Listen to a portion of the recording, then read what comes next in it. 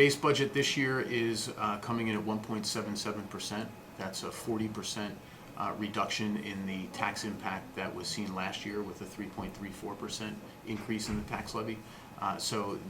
In the borough, that translates into a little over $100 on a house assessed at $700,000, and in the township, it translates into a little below $200 on a house assessed at $700,000. The school district has spent the last number of years trying to address two parallel trends. The first is exploding enrollment growth, and the second is facilities that are aging. The average age of our school buildings is 64 years. Over the past year, the Board of Education has looked more seriously at financing some of those projects through a referendum, in part because interest rates are so low, in part because we are refinancing our current debt at a lower rate, which will result in some savings to the taxpayer, and in part because we are retiring a bond from a 1995 referendum. The last referendum that the district proposed was in 2005. Our enrollment has gone up more than 25% since that time, and we think that going out now and trying to address capital needs that we cannot delay any longer is the best approach to putting the district in good stead for many years to come. As a result of qualification for state debt assessment or state debt relief, the total cost to taxpayers is more than 10% below what it would be otherwise if we were just going out for a referendum that didn't qualify for state debt relief. The tax impact per $100,000 of assessed value is roughly $30. If you factor in the additional savings that the district is gaining through the refinancing of the current debt, there's another $5 less the 30.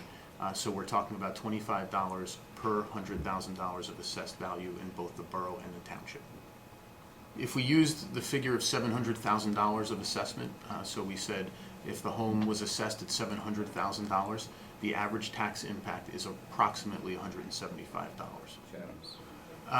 If you add the current base budget proposal and the current referendum proposal together, the amount that the average taxpayer would pay would be commensurate, maybe a little bit more than what the average taxpayer paid in each of the last 2 years as a result of the budget increase alone, without any referendum.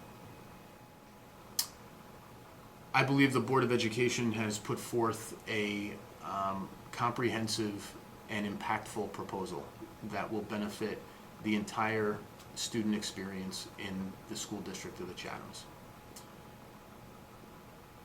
As you might imagine, as a superintendent and also as a parent myself, I have a lot of interactions with other superintendents.